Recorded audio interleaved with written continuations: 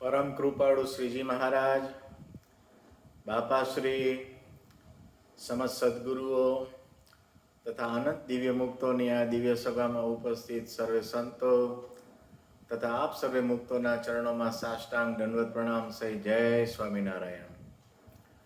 આજે તારીખ 8 સપ્ટેમ્બર 2024, ભાદરવા સુદ પાંચમ અને રવિવાર. તહેવારોના દિવસો ચાલી રહ્યા છે. રક્ષાબંધન આવે એટલે ત્યારથી તહેવારો વિશેષપણે ચાલુ થાય. ઘણા બધા તહેવારો, જન્માષ્ટમી આવે, ગણેશ ચતુર્થી આવે, નોરતા આવે, શ્રાદ્ધ આવે, દશેરા આવે, દિવાળી, બેસતું વરસ, પછી બાપાશ્રીનો પ્રાગટ્યોત્સવ આવે અને છેલ્લે દેવ દિવાળી. એમ 3 મહિના સુધી આખો માહોલ તહેવારોનો રહેશે અને આ તહેવારો હર્ષ અને ઉમંગ આપણામાં લાવે એ એકનો હેતુ હોય છે. તો આવા તહેવારોની વચ્ચે આપણી આજની આ સત્સંગ સભા. આજે આપણે શ્રી પ્રશાંતભાઈ સદા સાહેબને સાંભળીશું. તો હું વિનંતી કરું, આવો પ્રશાંતભાઈ. સ્વામિનારાયણ ભગવાનની જય. ગઈ ટેલી સત્સંગમાં મેં વાત જે કરી હતી એમાં શ્રીજી મહારાજનો પ્રસાદીનો એક પત્ર અને ભક્તિ વિશે થોડી વાત કરી હતી. પ્રેમ લક્ષણા ભક્તિ, સ્નેહ, એ વિશે થોડી વાત કરી હતી. આજે ટેલી સત્સંગમાં હમણાં જ તે મહિને શ્રાવણ મહિનો પૂરો થયો અને ભાદરવો મહિનો ચાલુ થયો. તો ભાદરવા મહિનો એટલે ભાદરવા સુદ બીજ, એટલે મુનિ સ્વામીનો જન્મદિવસની તિથિ. એ સંવંત 1936માં ભાદરવા સુદ બીજને દિવસે મુનિ સ્વામીનો જન્મ ચાણપર મુકામે ઝાલાવાડમાં ગુજરાતમાં થયો હતો, સુરેન્દ્રનગર પાસે. તો એટલે આ ભાદરવાનું પહેલું અઠવાડિયું છે. તો એ નિમિત્તે અને મુનિસ્વામીનો જન્મદિવસનો અઠવાડિયું છે. તો થોડા મુનિસ્વામીની વાત થોડી કરીએ, પછી આગળ બીજી વાત કરીશું. મુનિસ્વામી એટલે આપણને બધા કારણ સત્સંગ માટે મુનિસ્વામીનો જન્મ 1836માં થયો. પછી મુનિસ્વામીને દીક્ષા 1851માં, એટલે 1951માં, એટલે મુનિસ્વામી 15 વર્ષની ઉંમર હશે ત્યારે એમના ગુરુ મુરલી મનોહરદાસ સ્વામી પાસે એમણે દીક્ષા લીધી. પણ સ્વામીની વાત કરું કે સ્વામીનો બાપાશ્રી પ્રત્યે કેટલું બધું આપોપો હતું. અને બાપાશ્રી પોતે મુનિસ્વામીની કેટલી પ્રશંસા કરતા, એનો એક નાનો પ્રસંગ લઈ અને વાત શરૂ કરીએ. તો એકવાર બાપાશ્રી વઢવાણમાં નાગરદાસ બાપુજી અને મણિભાઈ બાપુજી, મણિભાઈ આદેશરા અને નાગરદાસભાઈ આદેશરાની ઘરે પધારેલા. ત્યારે મુનિસ્વામીના પૂર્વાશ્રમના ભાઈ પ્રાગજીભાઈ તે વખતે ત્યાં આગળ વઢવાણમાં બાપાશ્રીના દર્શને આવ્યા. ત્યારે બાપાશ્રીની પાસે એ વખતે ગોપીવલ્લભ સ્વામી હતા. તો ગોપીવલ્લભ સ્વામીએ એ પ્રાગજીભાઈનો હાથ પકડી અને બાપાશ્રીના દર્શન કરાવ્યા અને કહ્યું કે બાપા, આ મુનિસ્વામી કેશવપ્રિયદાસ સ્વામીના નાના ભાઈ છે. પછી પ્રાગજીભાઈએ બાપાશ્રીને દંડવત પ્રણામ કરી અને પગે લાગ્યા. ત્યારે બાપાશ્રી એ વખતે સૂતા સૂતા એમ બોલ્યા કે ઓહો, એવા સાધુ, એટલે મુનિસ્વામી પ્રત્યે બાપાશ્રી એમ બોલે છે કે એવા સાધુ આ બ્રહ્માંડમાં તો નહીં જડે, પણ અનંતકોટી બ્રહ્માંડમાં પણ નહીં જડે, એવા એ સાધુ છે. એમ કરીને બાપાશ્રીએ સૂતા સૂતા પ્રાગજીભાઈના માથા ઉપર હાથ મૂક્યો અને એમ બોલ્યા કે ભાઈ ખરા ખરા ખરા, એમ બાપાશ્રીએ જણાવ્યું. અને એમના કુટુંબ ઉપર અતિશય રાજીપો જણાવ્યો. પણ વાત શું છે કે બાપા શું બોલ્યા એ વખતે વઢવાણમાં કે એવા સાધુ આ બ્રહ્માંડમાં નહીં, અનંત કોટી બ્રહ્માંડમાં નહીં જડે એવા સાધુ છે. તો એવા મુનિ સ્વામી, તો એ મુનિ સ્વામીનો આ જન્મનું અઠવાડિયું છે, એટલે જ ભાદરવા સુદ બીજની વાત. મુનિ સ્વામીને બાપાશ્રીનો પ્રથમ મેળાપ જયપુરમાં, જ્યારે બાપાશ્રી છપૈયા પધારતા હતા ત્યારે ત્યાં જયપુર રોકાણા હતા. ત્યાં આગળ પહેલી વખત બાપાશ્રીના મનુષ્ય રૂપે દર્શન થયા. એ સંવંત 1956માં. ત્યારે મુનિ સ્વામીની ઉંમર 20 વર્ષની હતી. ત્યારથી લઈ અને બાપાશ્રી અંતર્ધ્યાન થયા 84માં, ત્યાં સુધી બાપાશ્રીનો એમને જોગ રહ્યો. શરૂઆતમાં બાપાશ્રી જોડે ફ્રિકવન્ટલી કચ્છમાં જતા અને એવી રીતે મળતા, અને પછી સંવંત 1973માં એમના ગુરુ મુરલી મનોહરદાસ સ્વામી જ્યારે ધામમાં ગયા, પછી તેઓ ભુજ રહેવા આવ્યા, અને ભુજ રહેવા આવીને બાપાશ્રીનો જોગ કર્યો, અને ભુજના બધા સંતોને સંસ્કૃતના પાઠ ભણાવતા. પોતે અતિશય મુનિ સ્વામીમાં આપણે એમ જોઈએ તો પોતે અતિશય તપમૂર્તિ હતા. અતિશય પોતે હંમેશા અતિશય કૃશ શરીર હતું એમનું, એકવડું શરીર. અને ભગવાનના જેમ આપણે એમ કે આદર્શ સંત જે કહીએ, એ આદર્શ સંત કેવા હોય એ મુનિ સ્વામીને જોવે. મુનિ સ્વામીનું વર્તન કોઈ એમાં અણિશુદ્ધ વર્તન જેમ કહેવાય. અને એમને બાપાશ્રી પ્રત્યે, સદગુરુ પ્રત્યે, ઈશ્વર સ્વામી, વૃંદાવન સ્વામી, બ્રહ્મચારી, આ બધા પ્રત્યે એટલું આપોપું, અને એવી આત્મબુદ્ધિ બાપાશ્રી જોડે કે બાપાશ્રીના પડ્યા વચન અધરથી ઝીલે, જેમ કહીએ એમ અધરથી ઝીલતા. અને બાપાશ્રીનો સમાગમ અતિશય કર્યો. અને પોતે 2 વખત પોતે ગુજરાતમાંથી એટલે અમદાવાદથી 2 વખત પોતે ચાલીને, મેં કીધું એમ બળદિયા ચાલીને બળદિયા ગયા હતા. પોતે તપની મૂર્તિ. અને બાપાશ્રીને રાજી કરવાનું અતિશય તાન. બ્રહ્મચારી મહારાજ અને મુનિ સ્વામી, બાપાશ્રી એમ કીધું કે 2 જણાની જોડ કરી. તો એ 2 જણાની જોડ જે હતી, એ 2 જણાએ બાપાશ્રીની અતિશય સેવા કરી. અને જ્યારે બ્રહ્મચારી મહારાજ સંવંત 1981માં ધામમાં પધાર્યા, પછી એમના જે ગ્રંથ, એ ગ્રંથ પણ અનાદિમુક્ત ચરિત્રામૃત હોય કે પુરુષોત્તમ લીલામૃત સુખ સાગર હોય, એનું કામ મુનિ સ્વામીએ જ પૂરું કર્યું.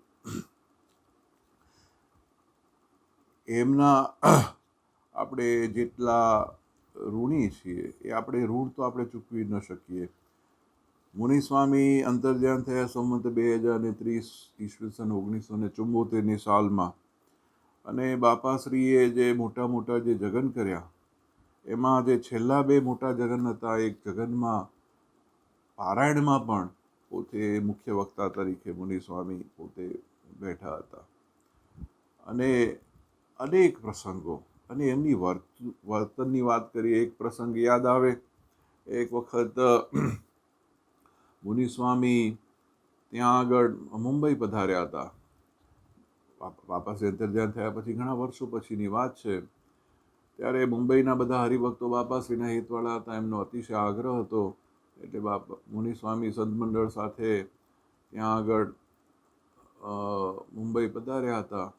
અને પછી મુંબઈમાં વિઠ્ઠલજીભાઈ બાપુજીના દીકરા રમેશભાઈ દવે, એમનું નવું ઘર હતું. એ નવા ઘરમાં હજી રહેવા પણ નહોતા ગયા. એ ઘરમાં સ્વામીનો ઉતારો હતો. પછી સ્વામીને રોજ ત્યાં બધા જે હરિભક્તો હોય, એ હરિભક્તોને ત્યાં આગળ બધાનો આગ્રહ હોય, એટલે હરિભક્તોને ત્યાં પધરામણીએ સ્વામીને લઈ જાય. ત્યારે વિઠ્ઠલજીભાઈ બાપુજી હતા મુંબઈમાં. એમને એમના દીકરા રમેશભાઈ દવે, આપણે સૌ એમને ઓળખીએ. તો રમેશભાઈ દવેને વિઠ્ઠલજીભાઈ બાપુજીએ કીધું કે આ જે ગાડી છે સ્વામીને લઈને એમના સંતો સાથે પધરામણીએ જવાનું હોય ત્યારે આમ તો એમની પાસે ડ્રાઈવર હોય કે ડ્રાઈવર ગાડી ચલાવતો હોય, પણ કેમ કે સ્વામીને લઈને જવાનું હોય તો સ્વામીની પધરામણી વખતે તમારે ગાડી ચલાવી. એટલે રમેશભાઈ ગાડી ચલાવતા હોય, સ્વામી આગળ એમની જોડે બેઠા હોય, પાછળ સંતો હોય, એવી રીતે બધા હરિભક્તોને ત્યાં મુંબઈ જેવું શહેર અને ત્યાં આગળ જ્યારે હરિભક્તોને ત્યાં જવાના, જેવા સ્વામી ગાડીમાં બેસે એટલે તરત વૃત્તિ પાછી અને પાછા મૂંડા ઉતરી જાય. અને જેવું હરિભક્તનું ઘર આવે ત્યારે રમેશભાઈ કે સ્વામી આપણે પહોંચી ગયા, સ્વામી નામ હલાવે એટલે સ્વામી પાછા પોતે અંતર્વૃત્તિ કરીને બેઠા હોય એમાંથી બહાર નીકળી અને પછી ગાડીમાંથી ઉતરે.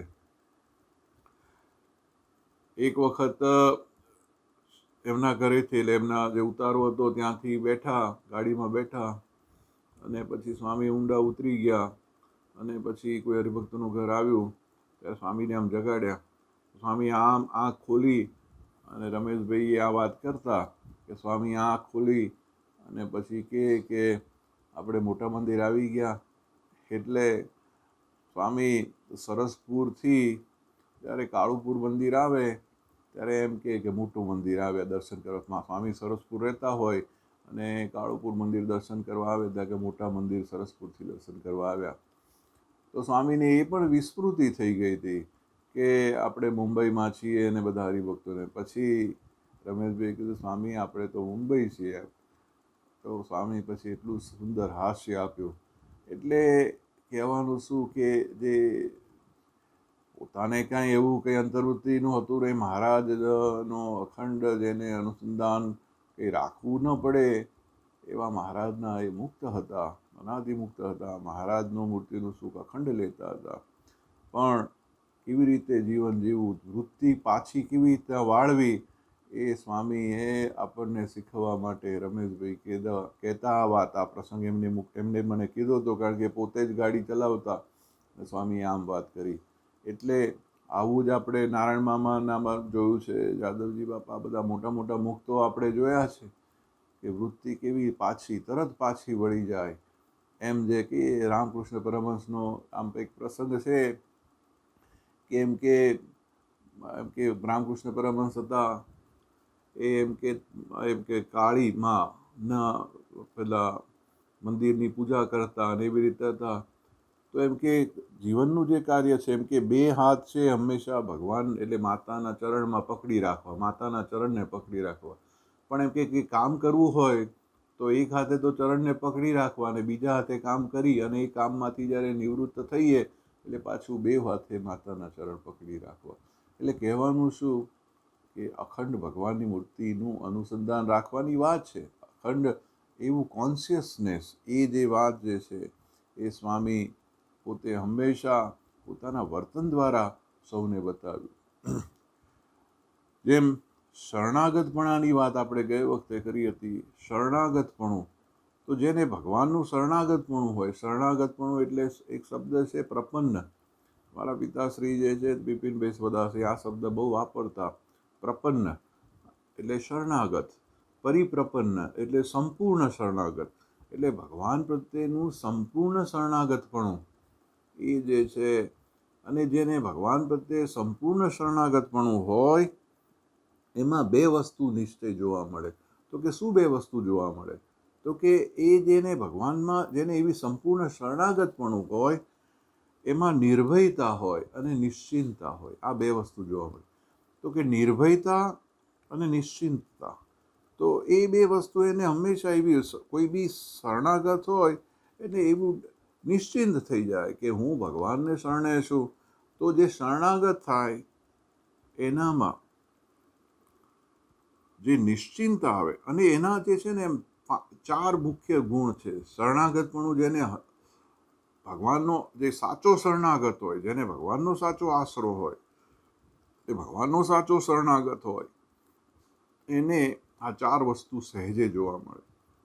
પહેલી વસ્તુ શું? તો કે જે ભગવાનનો સાચો શરણાગત હોય ને એ ભગવાને જે આચરણ કીધું હોય, ભગવાનને કે એનું જે અનુકૂળ, હંમેશા એ ભગવાનની આજ્ઞા પ્રમાણે વર્તે. કે મારા મહારાજે આમ કીધું છે એટલે એને માટે બહુ સહજ થઈ જાય કે ભગવાને મને કેટલો મોટો કરી દીધો, ભગવાનનો હું શરણાગત થયો અને ભગવાને મને કેટલું આપી દીધું, તો મારે તો ભગવાન જેમ કે એમ કરવું જ જોઈએ ને. એટલે એને આજ્ઞા પાળવાનો જે છે એ એના માટે બહુ સહજ થઈ જાય, એના માટે એને કોઈ પ્રયત્ન ન કરવો પડે. એટલે જેને સંપૂર્ણ શરણાગત હોય ને, જે ભગવાનને આશરે હોય, એને કોઈ દિવસ એમ ન થાય આજ્ઞા પાળવા માટે એને કેમ કે આમ કે એના માટે બહુ ફોર્સ કરવો પડે છે. ના, એવું ન થાય. સંપૂર્ણ શરણાગત હોય એને એ સહજ થઈ જાય. એટલે જે ભગવાનને અનુકૂળ આચરણ, અને શરણાગતમાં ક્યારે પણ એમ ન થાય, એટલે એ હંમેશા ભગવાનને અનુકૂળ આચરણ કરે, એ પહેલો એનામાં ગુણ જોવામાં આવે. બીજું કે જો જે ભગવાનનો સાચો શરણાગત હોય, ભગવાનનો જેને સાચો આશરો હોય, એને ભગવાનની સ્મૃતિ, અખંડ સ્મૃતિ રાખવી એનો સહજ સ્વભાવ થઈ જાય. તો કે કેમ એવી રીતે શક્ય બને? તો કે જે સાચો શરણાગત હોય એને હંમેશા એની યાદ રહે કે ભાઈ હું મને એટલે એક છે ને અંદર સબકોન્શિયસ માઇન્ડમાં એ વસ્તુ હંમેશા એ ચાલે. એટલે આ બીજી એનું લક્ષણ છે. સાચો શરણાગત હોય એ જેનો શરણાગત હોય એની આજ્ઞા, એના જે શબ્દ એ પડ્યા બોલ ઉઠાવે, કોઈ દિવસ એમાંથી ચલિત ન થાય. બીજી વસ્તુ, એની સ્મૃતિ એને સહેજે જ અખંડ રહે, એનો પ્રયત્ન કર્યા વગર રહે, એ સાચો શરણાગત. ત્રીજી વસ્તુ, જે સાચો શરણાગત હોય એ ભગવાન પાસે કશું માગે નહીં. કેમ? તો કે ભગવાને મને માગ્યા વગર જ આટલું બધું દઈ દીધું છે, એ મારે માગવાની શી જરૂર? એટલે જે સાચો શરણાગત હોય એને સહેજે જ એવી એની પેલું થઈ જાય કે ભગવાન પ્રત્યે ક્યારે કશું માગી નથી, કે ભગવાન તમે જે કરો છો એ બધું મારા સારા માટે કરો છો, કારણ કે હું તારે શરણે છું અને તું મારું ક્યારે બુરું ઈચ્છતો નથી, મારું ખરાબ ક્યારેય ઈચ્છતો નથી, તો મારે શું કામ કશું માગવું પડે? અને તને બધી ખબર છે. તો જે સાચો શરણાગત હોય તે ભગવાન પાસે ક્યારેય કશું માગે નહીં. આ એક ત્રીજું લક્ષણ થાય. અને જે ચોથું જે છે, જે ભગવાનને શરણે ગયો, જે શરણાગત થયો, એ નિર્ભય થઈ જાય, નિશ્ચિંત થઈ જાય, એને કોઈ જાતની ચિંતા ન રહે. એટલે આ ચાર વસ્તુ જે સાચો શરણાગત હોય એનામાં સહેજે જોવા મળે. ફરી વાર એ ચાર વસ્તુ હું રિપીટ કરું કે એને આજ્ઞા પાડવામાં કોઈ જાતનો પ્રયત્ન ન કરે, સહેજે આજ્ઞા પડે, સહેજે જ ભગવાનની સ્મૃતિ રહેવા માંડે, ભગવાન પાસે ક્યારેય કશું ન માગે અને હંમેશા નિર્ભય થઈ જાય. આ ચાર વાત એ જે સંપૂર્ણ શરણાગત જે હોય, ભગવાનનો જે સાચો આશ્રય ગયો હોય, એને આ વસ્તુ સહેજે થઈ જાય. મોટા પુરુષો જે હોય, મુનિ સ્વામી હોય, ઈશ્વર સ્વામી, વૃંદાવન સ્વામી, આવા બધા મોટા મોટા સદગુરુઓ, એમને કંઈ દુનિયાની દ્રષ્ટિએ તો મહારાજની કૃપાથી, મહારાજે આ પૃથ્વી પર અનંત કલ્યાણને માટે બધા ગોપાળાનંદ સ્વામી, મુક્તાનંદ સ્વામી, એમ આપણે એમ કહીએ છીએ કે મહારાજ પોતે એવા મુક્ત મંડળ સહિત અક્ષરધામમાંથી પધાર્યા. તો એવા જે મોટા મુક્તો હોય એમની તો વાત નોખી. એમને કંઈ અહીંયા આવીને કે પૃથ્વી પર રહીને બધી સાધના કરીને મહારાજનો સાક્ષાત કર્યો કે ના, એ તો મહારાજ એમને જોડે લઈને આવ્યા. એવા મુક્ત ગોપાળાનંદ સ્વામી, પર્વતભાઈ, એવા બધા જે મોટા મુક્તો હોય, પણ આપણને સૌને શીખવવા માટે પોતે પણ એવું જીવન જીવ્યા. પોતે ગોપાળાનંદ સ્વામીએ યોગ સાધના કરી, અષ્ટાંગ યોગ સાધ્યો, પોતે અતિશય ભગવાન પ્રત્યે જેમ ભગવાન રાજી થાય એવું પોતાનું જીવન જીવવું. એવી જ રીતે મુનિ સ્વામીનું પણ આપણે જીવન જોઈએ તો એ જીવન, એ સંદેશ આપણે જે કહીએ છીએ એ મુનિ સ્વામીની એ જીવનમાં સહેજે જ જણાય. મુનિ સ્વામીનું બાપાશ્રી પ્રત્યેનું જે અતિશય આપોપું હેત, ઘણી વખત આ પ્રસંગ કીધો છે. એક વખત બાપાશ્રી ત્યાં વૃષપુર મંદિરમાં હતા ત્યારે મુનિ સ્વામી પણ ત્યાં મંદિરમાં હતા. ત્યારે ત્યાં રાત પડી ત્યારે બાપાશ્રી કંઈક મુનિસ્વામી તો બેઠા બેઠા માળા ફેરવતા હતા અને બાપાશ્રી ઉઠી અને ઓસરીમાંથી લઘુ કરવા જવું હશે તો થોડા આમ નીકળ્યા ત્યારે મુનિસ્વામીને આમ પગ અડી ગયો. એટલે બાપાશ્રી કહો, મુનિ તમે હજી જાગો છો?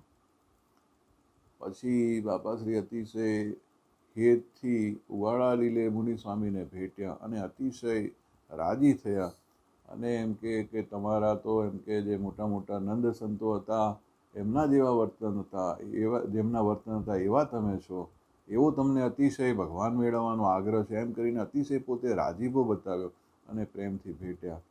આ પ્રસંગ વઢવાણમાં રહેતા ત્રિવેદી કેશવભાઈ માસ્તર એ પોતે એ વખતે ત્યાં આગળ વૃષપુર જ હતા અને એ પણ એમ કે હું પણ ઓસરીમાં સૂતો હતો અને કે મેં આ પ્રસંગ જોયો તો મારી નજરે. સ્વામી એ જ વખતે એ પણ જાગી ગયા હશે. એટલે બાપાશ્રીએ મુનિસ્વામી પર અતિશય રાજીપો બતાવ્યો હતો એ કે મેં મારી નજરે જોયું છે. એને એ આ પ્રસંગ ઘણી વખત પોતે કહેતા. એટલે બાપાશ્રીનો મુનિસ્વામી પ્રત્યેનો જે પ્રેમ હતો, સ્નેહ હતો, એ સહેજે પણ મુનિસ્વામીનું વર્તન પણ કેવું હતું કે પોતે અતિશય ઘણી વખત આ વાત કરી છે કે મુનિસ્વામીને કેમ કે સૂતા નથી જોયા. એટલું બધું રાત્રે મોડે સુધી બધી પ્રવૃત્તિમાં હોય, બાપાશ્રીની સેવામાં હોય, સવારે વહેલા જાગી અને વળી પાછા બાપાશ્રીની સેવામાં જોડાઈ જાય. એવા મુનિસ્વામી આપણને એમ થાય કે શરીર કેવી રીતે સાથ આપતું હશે. એવા અને બાપાશ્રીનો અતિશય એમની વાતો આપણે સાંભળીએ, આપણને તો બહુ લકી છીએ એ રીતે કે મુનિસ્વામીનું 70થી 80 કલાકથી વધુનું ઓડિયો રેકોર્ડિંગ આપણી પાસે છે.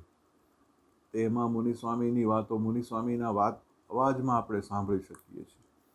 એમાં મુનિસ્વામી વાતો કરતા હોય અને એમ બોલે કે આપણા બાપાશ્રી, એમ જે બોલે ને આપણા બાપાશ્રી, તો એ શબ્દ છે ને એમાં જ અતિશય સ્નેહ, હેત ઉભરાઈ આવતું હોય એવું સહેજે જ દેખાય. પોતે અતિશય વિદ્વાન હતા પણ એ વિદ્વાન હોવા છતાં એ વિદ્વાનપણાની પણ પોતે ક્યારેય એમ ન લાગે કે વિદ્વાનપણા, જેમ ઘણા હોય તો વિદ્વાન હોય પોતે તો એ વિદ્વાનપણું છલકાય, કોઈ પણ એવું ન લાગે. પોતે અતિશય કોઈ બી મોટો માણસ આવે, ગમે તે આવે, પણ સહેજે જ કોઈ જાતનો, અને આટલો મોટી અવસ્થા હતી તો પણ હરિભક્તોના સ્નેહ અને હેતથી લઈ પોતે બધાને રાજી કરવા માટે ઘરે ઘરે, ગામડે ગામડે, ચારે બાજુ કેટલું બધું વિચરણ કર્યું. પોતાના દેહનું પરવા કર્યા વગર પોતે બધાને ખૂબ રાજી કર્યા અને કારણ સત્સંગનું પોષણ કર્યું. એવા મુનિસ્વામી. અને પોતે બાપાશ્રી અંતર્ધ્યાન થયા સંવંત 1984માં. પછી સંવંત 1993 સુધી, લગભગ 9-10 વર્ષ સુધી પોતે ભુજ મંદિરમાં રહ્યા, ભુજ મંદિરમાં સેવા કરી અને પછી પોતે ગુજરાત તરફ પાછા વળ્યા અને ત્યાંથી લગભગ 1993-94થી લઈ અને પોતે અંતર્ધ્યાન થયા સંવંત 2030માં વૃષપુર મંદિરમાં. ત્યાં સુધીમાં પાટડી મુખ્ય હેડક્વાર્ટર કરીને રહ્યા. પણ પોતે પાટડી રહ્યા પણ તો પણ દર વર્ષે ઘણા બધા મહિનાઓ સુધી વૃષપુર આવતા, છત્રીએ આવતા અને ત્યાં રહેતા. અને તે છત્રીના વિકાસ માટે સ્વામીએ આજે સભા મંડપ જે છે એ બધાનું જે કામ કર્યું, ઉતારાનું કામ કર્યું, એ બધું સ્વામીની હાજરીમાં થયું. એટલે છત્રીના વિકાસમાં સ્વામીનો અદ્ભુત ફાળો છે અને પોતે એના પાયામાં છે. એવા મુનિસ્વામીનો આ જન્મનું અઠવાડિયું છે. એ નિમિત્તે મુનિસ્વામીની થોડી વાતો કરી. અસ્તુ. જય સ્વામિનારાયણ. ખૂબ ખૂબ ધન્યવાદ શ્રી પ્રશાંતભાઈ. મુનિસ્વામીની સ્મૃતિઓ યાદ કરી, ખૂબ સરસ વાતો મુનિસ્વામીના સંભાળના.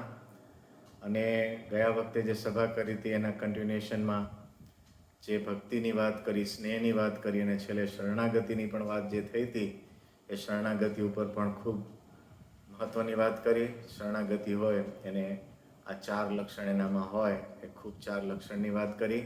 ભગવાનની આજ્ઞા મળે, અખંડ સ્મૃતિ રાખે, નિર્ભયતા અને નિશ્ચિંતતા, અને કોઈક રીતે કોઈ પાસે માંગે નહીં. એટલે ન શોચતી ન કાંક્ષતી, આવો એક શબ્દ ભગવદ્ ગીતામાં વપરાયો છે કે કોઈની અપેક્ષા નહીં, કોઈ પાસે માંગે નહીં અને કશાનો શોખ પણ ન હોય, નિર્ભય થઈ ગયો હોય. એટલે એવું ખૂબ સરસ શરણાગતનું લક્ષણ. અને શરણાગતની વાત આવે ત્યારે દાસપણા સાથે એ વાત જોડાય.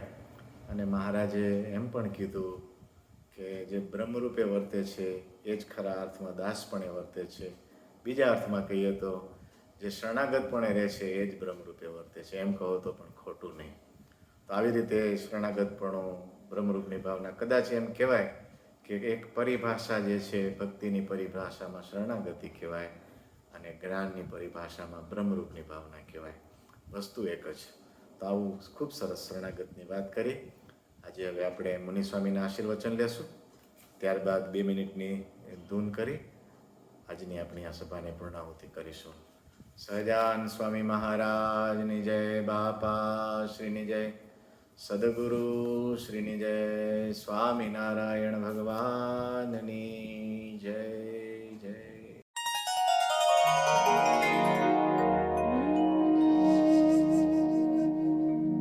મહારાજે બ્રહ્માંડ કરીને પ્રશ્ન પૂછ્યો છે. મહારાજ કે સ્વામી, આ જીવમાં જીવ રહ્યો છે એ સાકાર છે કે નિરાકાર છે?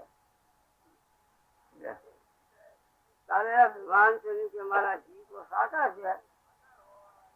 તારે મહારાજ કે જીવ જો સાકાર હોય તો શ્રીમદ ભાગવતમાં એમ કહ્યું છે, બુદ્ધિન્દ્રિય મનઃપ્રાણાન જનાનામ માત્રાર્ભુંચ ભવાર્ભુંચ યાત્રી ભગવાન. ભગવાન પુરુષોત્તમ નારાયણે જયારે આ જગતની સૃષ્ટિ કરી તારે જીવને બુદ્ધિ, ઇન્દ્રિયો, મન, પ્રાણ એ બધા સમજી ગયા હતા. એ જો સાકાર હોય તે શું કામ આવવું પડે? નિરાકાર જીવ હતો એને ભગવાન ભજવાડવો, નીતિ ભોગવવાળો, પોતાનો મોક્ષ કરવાળો, ભગવાને આજે ઇન્દ્રિયો સર્જીને જીવને આપેલા છે. એવા શાસ્ત્રના નિરાકાર છે, પણ સાકાર જીવ નથી.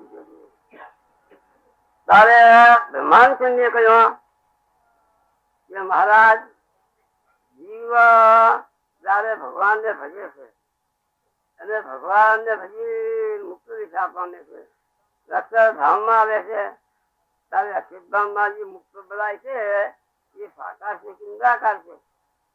એમ બ્રહ્માંડ મહારાજને કહ્યું.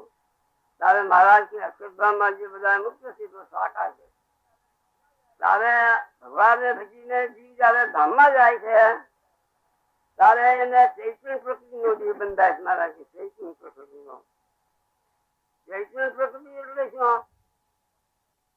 જીવાત્મા છે એને ચૈતન્ય પ્રકૃતિ કહેવાય છે.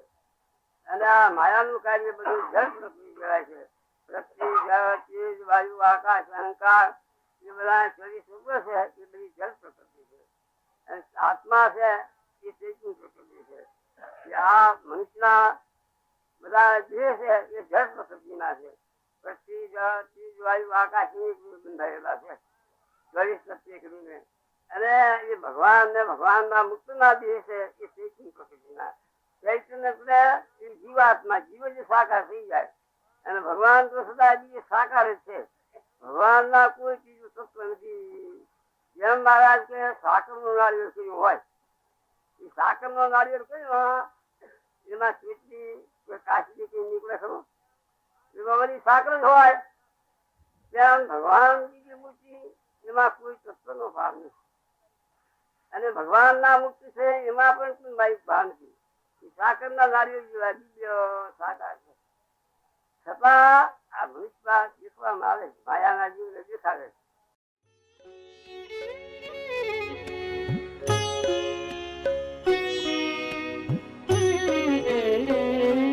સ્વામિનારાયણ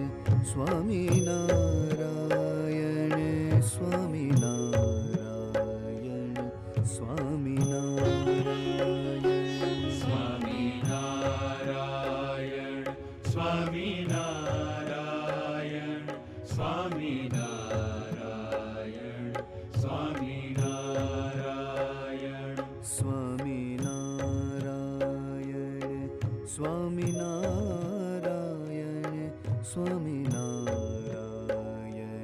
સ્વામિનારાયણ સ્વામિનારાયણ સ્વામિનારાયણ સ્વામિનારાયણ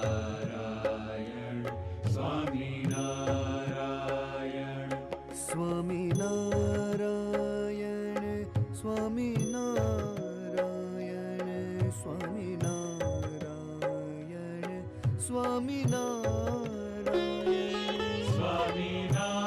સ્વામિનારાયણ સ્વામિનારાયણ